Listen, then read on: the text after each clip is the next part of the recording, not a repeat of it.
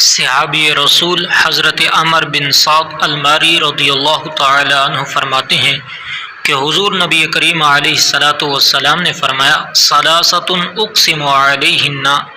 تین چیزیں آقا کریم صلی اللہ علیہ وسلم نے قسم اٹھا کر بیان فرمائی۔ آج کل ہم اگر کسی بات کو پکا کرنا چاہتے ہوں، ہم کسی بات کو پکا کرنا ہو تو ہم قسم اٹھاتے ہیں، اور حضور صلی اللہ علیہ وسلم نے تین چیزیں قسم اٹھا کے بیان فرمائی۔ پہلی بات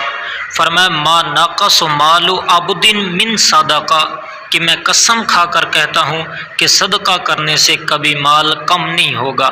دوسری بات نبی علیہ الصلاۃ والسلام نے فرمایا ولا ظلم عبد مظلمۃ صبر علیہ الا عند اللہ اذن۔ نبی علیہ الصلاۃ والسلام نے فرمایا اور قسم اٹھا کر فرمایا کہ جس بندے پر کوئی ظلم کرے، جس بندے پر ظلم کیا جائے اور وہ بندہ اللہ تعالیٰ کی رضا کے لیے اس پر صبر کر لے، اس سے بدلہ نہ لے، تو فرمایا کہ میں قسم اٹھا کر کہتا ہوں کہ اس کی عزت کم نہیں ہوگی بلکہ اللہ کے ہاں اس کی عزت بڑھ جائے گی۔ تیسری بات نبی علیہ الصلاۃ والسلام نے فرمایا کہ جو بندہ مانگنا شروع کر دے، لوگوں سے ہاتھ پھیلانا شروع کر دے، کوئی بھی چیز مانگنا شروع کر دے، مانگنے لگ جائے، تو آقا کریم صلی اللہ علیہ وسلم فرماتے ہیں کہ قسم ہے کہ اس پر اللہ تعالیٰ فقر کا دروازہ کھول دیتے ہیں، وہ فقیر ہو جاتا ہے، اللہ تعالیٰ اسے فقیر بنا دیتے ہیں۔ اب وہ مانگنے والا اس کی کبھی پوری نہیں ہوگی اور وہ سدا مانگتا ہی رہے گا، پوری زندگی مانگتا ہی رہے گا۔ یہ تین چیزیں نبی کریم علیہ الصلاۃ والسلام نے قسم اٹھا کر بیان فرمائی۔ آگے حضور صلی اللہ علیہ وسلم نے فرمایا کہ اے میرے صحابہ وَأُحَدِّثُ حَدِيثًا، کہ اے میرے صحابہ میں آپ کو ایک حدیث بتاتا ہوں، فَفُزُوهُ، اسے یاد کر لو۔ کیا بتایا نبی علیہ الصلاۃ والسلام نے؟ فرماتے ہیں انما الدنیا لأربعۃ افارین، کہ اے میرے صحابہ دنیا چار طرح کے لوگوں کے لیے ہے۔ الدنیا لأربعۃ افارین، کہ دنیا چار طرح کے لوگوں کے لیے۔ پہلا عبد رزق اللہ مالا وعلما، کہ پہلا وہ بندہ جس کو اللہ تعالیٰ نے رزق دیا مال کا اور علم کا۔ تو اس بات سے، اس روایت سے پتہ چلا کہ رزق جو ہے وہ صرف کھانے کا نام نہیں ہے، کھانے پینے کا نام رزق نہیں ہے، بلکہ رزق میں علم بھی ہے، رزق میں عمل بھی ہے، رزق میں حکمت بھی ہے، روحانیت بھی ہے، ولایت بھی ہے۔ تو پتہ چلا کہ یہ چیزیں بھی رزق کی صورت میں ہیں۔ تو نبی کریم علیہ الصلاۃ والسلام نے فرمایا کہ اللہ تعالی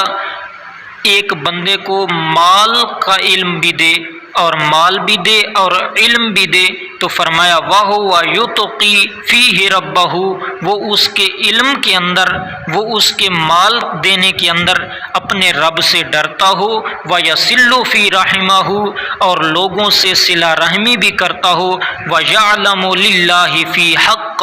اور جتنا مال پر حق اللہ تعالیٰ کا ہے وہ بھی ادا کرتا ہو۔ اب مفسرین، محدثین، متکلمین، مورخین اس بات سے نچوڑ اور نتیجہ یہ نکالتے ہیں کہ اس سے مراد حقاً للہ وللہ فیہ حقا، اس سے مراد اللہ تعالیٰ کا حق ہے، یعنی زکوٰۃ دینا اور نفلی صدقہ کرنا ہے۔ فرمایا کہ وہ بندہ اگر زکوٰۃ بھی دیتا ہو، نفلی صدقہ بھی کرتا ہو، فہذا بافضل المنازل، کہ وہ بندہ سب سے افضل درجے پر ہے۔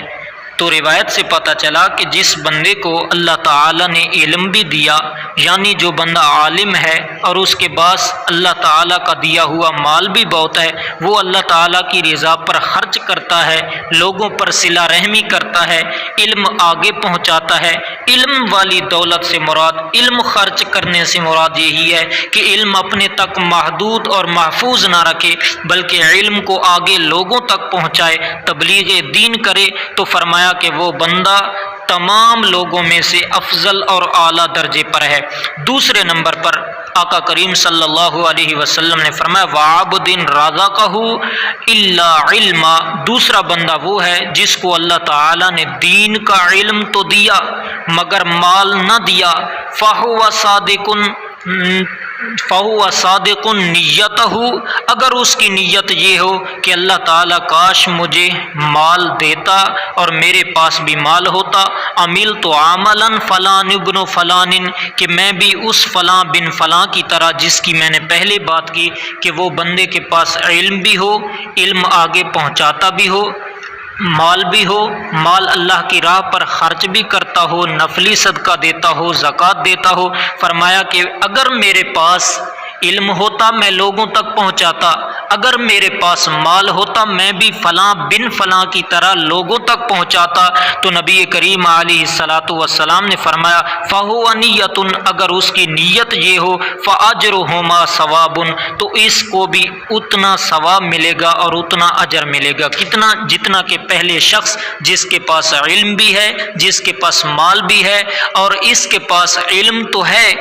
اور مال نہیں ہے، تو فرمایا کہ اگر یہ نیت رکھتا ہے کہ میرے پاس مال ہوتا تو میں بھی اس ہی کی طرح اللہ کی راہ پر خرچ کرتا، اللہ کی راہ میں خرچ کر دیتا، تو فرمایا اجرہ ہوا ثواب، کہ ان کا ثواب برابر ہے، اور مگر افضل بے افضل منازل عالم، فرمایا کہ افضل وہ ہے جو عالم ہے۔ کیا کہا؟ جس کے پاس مال بھی ہے، علم بھی ہے، اور اس کے پاس علم ہے مال نہیں ہے، ایک کے پاس مال ہے علم نہیں ہے، تو فرمایا افضل پھر بھی وہی ہے کہ جو عالم بھی ہے اور جس کے پاس مال بھی ہے۔ پھر تیسرے نمبر پر نبی کریم علیہ الصلاۃ والسلام نے فرمایا عبد لم یرزقہ اللہ، کہ اگر کسی کے پاس مال بھی نہ ہو،